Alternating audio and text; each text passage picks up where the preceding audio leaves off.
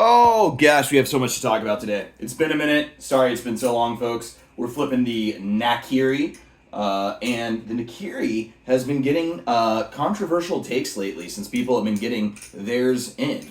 So I talked about it a little bit in one video. Can't remember which one it is exactly. I'm going to fix this light here. And pretty much the short end of it was that people received raw titanium handles, and that raw titanium is pretty darn rough. Understandably so. If you didn't get a finish on it, it's not going to feel great in your hand probably. And what really miffed people was that there was an additional charge for the stone washing. At the end of the day, BA Balis Blake is a modder, and he's going to charge for his modding services. So not going to go off on that. I think what he could have done to have better, did you guys see that one? What he could have done better is communicate to people purchasing beforehand, hey, raw means raw titanium, finish is going to cost extra, and these are, what those costs are. So I think, overall it's fair for him to charge. What didn't feel fair for many people was that he wasn't upfront in that communication. He felt he was upfront because he described them as raw. In his head, raw meant no finish. So there's some, clarity there. Some other things that I think people have gotten upset about are the weights and how it's weighted. There's really just two weights that come with it. You can get 3 different weight settings. You can get the no weights, which is how I currently have it, and it's slightly blade biased, so there's no weights in there right now. Then you can add in medium weights, which kind of make it a more neutral feeling, and then you've got the heavy weights, which make it much more handle biased. Now, the neutral weights, I would say, give it a bit more handle bias than truly neutral feeling, whereas I feel like no weights gives you that blade bias that people enjoy. Do you guys see that palm fan? I'm getting so much better at it. And then we'll go to this around the world that I'm calling it. I'm calling it an around the world because I'm doing it with a one-hand catch, so I'm throwing it behind my back and catching it with the same hand. It's probably not what an around the world is. I'm sure there's something else called the around the world. If that little aerial that I'm doing where I'm tossing it behind my back actually has a name, let me know. But let's go off on behind the back aerials because honestly the drama with the Nakiri is pretty boring, and I think anyone who's complaining about it should stop. It was a $480 Balisong in the raw form, and I think that's a pretty gosh darn good deal for what you're getting. I would say my only other complaint, since we're going off on that instead of going off on behind the back aerial tricks, my only other complaint would be, other than hardware, I wish it was T15, their T10, which is fine. Made in China, and I don't think it's very clear that it's made in China. I do believe everything is manufactured over in China, including the blade and the handles, and then Blake receives all of that over here and finishes everything, puts it together, assembles it to himself, and then tunes it. And that's another thing that people have gotten upset about is some of the tunings on these is not perfect, which no tuning's ever going to be perfect. Your tuning's always going to fall out, and especially when it's a sandwich design, which this is sandwiched, they're a little harder to get down, and Blake is down to figure it out with you and send it into him if you're having tuning issues. Mine does have tap and blade rub, but when I oil it up and tighten it up, it does pretty good, and then it just falls out of tuning, which is, annoying. But honestly, the main reason why I haven't sent it into Blake is because I enjoy flipping this thing so gosh darn much. It's probably my main flipper next to RIP, the Prisma Pro. This is my other one that I flip a lot just because it's a trainer. Not having a live blade on there is nice to get down certain tricks.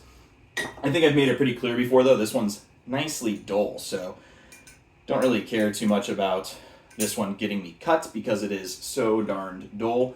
If I was gonna do a competition like the Blade Show flipping comp, Bali comp, I would probably use this one in all honesty. So let's get in some behind the back aerials that I've been working on. And you can do like spine catches with it too, which is pretty cool. So yeah, behind the back aerials. I've been working on those quite a bit. There's a couple variations that I've noticed that you can do with these. So James Hill, and I'm trying to remember the other dude. It's a black dude that wears the, I think he wears Power Ranger stuff every once in a while. He's an insane flipper. He always has like double hands. I really need to learn his name.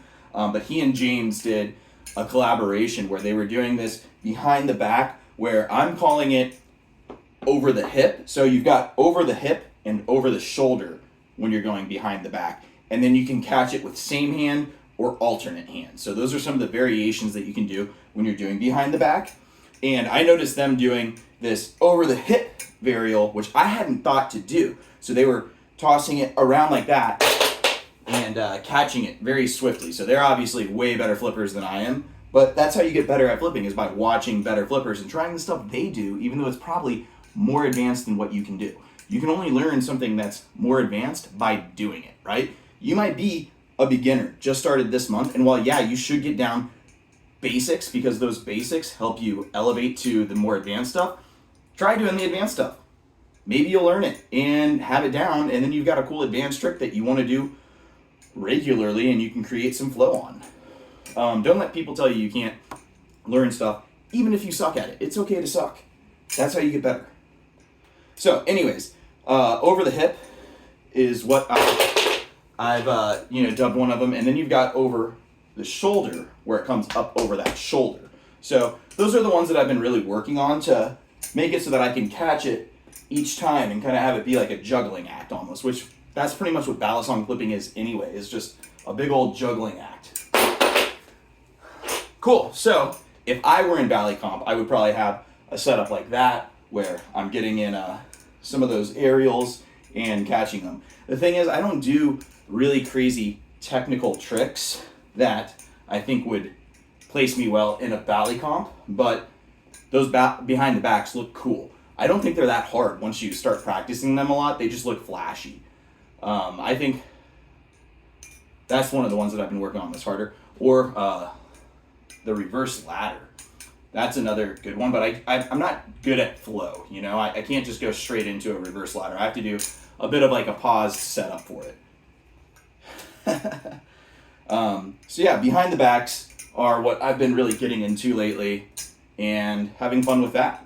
And that's what I would really like, you know, have be like my starter finisher in a Bali comp would be those behind the backs. I know Buffness has been talking a bit about Blade Show, and he's going to be competing in Bali comp. So I'm excited to watch that on the live stream and cheer for the homie. I hope he makes it through a few rounds, if not to the final round. That'd be pretty crazy. I think he's a lot better than he realizes too, so that'll be sweet. I wouldn't be able to do Bali comp. Not because I suck. I wouldn't make it far in Bali comp because I suck. I wouldn't be able to do Bali comp because I think I'd get really nervous. I think I would get up on that stage and I would lose my breath and not be able to flip. So I'd probably get out there and I'd try to do my reverse palm fan that I've been working on, my reverse backhand palm fan, and I'd probably just drop it. Oh, another one that I've been working on is doing behind the back fixed aerials. So with it open, working on those fixed aerials as well, because that looks cool. Or like something like that.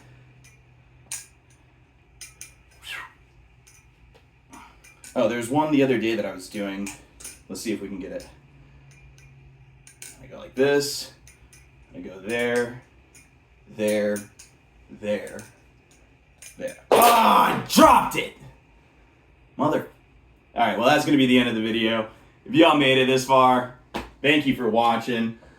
Still trying to give this Vulp away.